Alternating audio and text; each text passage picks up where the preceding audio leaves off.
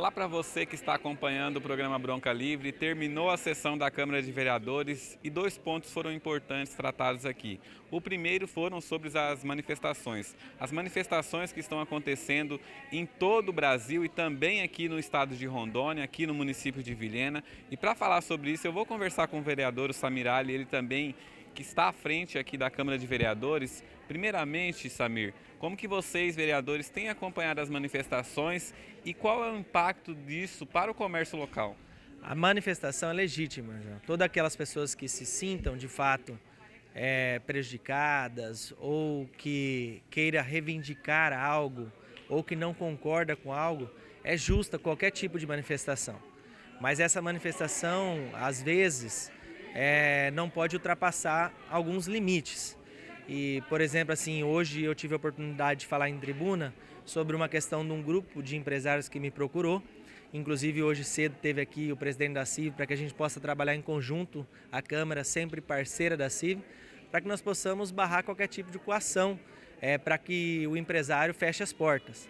A gente tem um exemplo aqui na própria casa, por exemplo. O nosso vereador Zeca tem uma loja de brinquedos. Enquanto se ele deixa de abrir, a loja franqueada Americanas não deixa.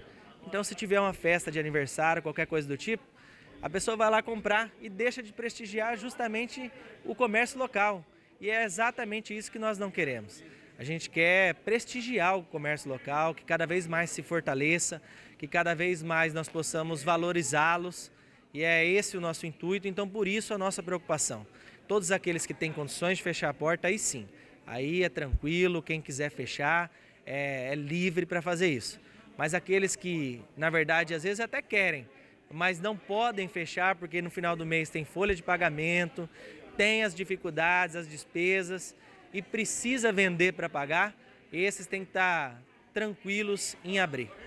Outro ponto também, agora falando sobre a questão lá do Alto dos Parecis, que foi muito discutido isso aqui entre os vereadores, a situação daqueles moradores, e agora vem essa notícia de que a empresa estaria paralisada as obras. O que aconteceu ali, Samir? A obra está paralisada por questões do tempo, né, Joel? Assim, o compromisso deles é logo depois que acabar esse período chuvoso, que eles recomecem essas obras.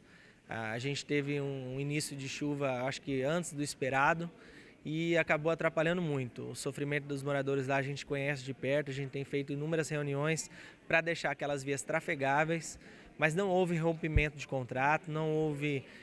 o que a gente quer é que ano que vem essa obra seja conclusa e que a gente possa entregar finalmente o sonho dos moradores lá, que é a pavimentação.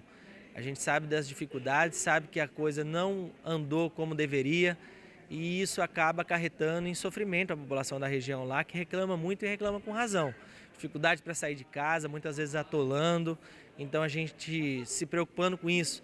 Também pediu para que a própria prefeitura fizesse os reparos, isso foi pactuado com o próprio Ministério Público, fizesse os reparos para que as ruas pudessem ficar trafegáveis, pelo menos para que dessa forma nós possamos atravessar esse período chuvoso e aí logo depois, no período da seca, que a empresa possa de fato concluir a obra e entregar a pavimentação para aquela região que é muito importante, para aqueles 3 bairros, que a gente sabe o tanto que eles lutaram, o tanto que eles batalharam, e não é justo essa demora, esse sofrimento.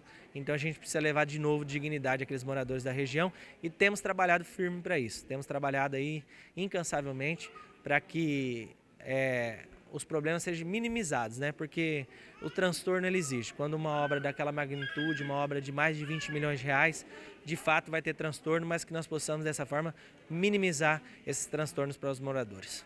E como que os vereadores irão atuar daqui para frente, visto que é uma obra muito grande, é uma obra também que não é uma obra que todo político quer fazer, porque a gente sabe que existe uma cultura de que aquilo que se vê é aquilo que gera votos. E uma obra desse tamanho, da estrutura que ela tem, não é esse tipo de obra. Como que vocês vão trabalhar para poder fazer essa obra realmente cobrar, fazer ela fluir? Então, a gente tem cobrado constantemente da questão da própria empresa, que tem sido falha em alguns sentidos. A gente tem cobrado a própria Secretaria de Planejamento para que notifique a empresa. A Câmara tem atuado no sentido de cobrança. O papel da Câmara é cobrar para que encontre uma solução. O que não é justo é deixar o morador numa situação indigna lá. Então é esse o nosso objetivo, é cobrar, cobrar e cobrar, para que dessa forma, como eu falei, nós possamos minimizar os problemas e, de fato, que essa obra seja concluída já no próximo ano, entregando aí, de fato, a obra ao município e, principalmente, que os moradores venham aí, finalmente, usufruir dessa obra e não passar o sufoco que tem passado nos últimos tempos.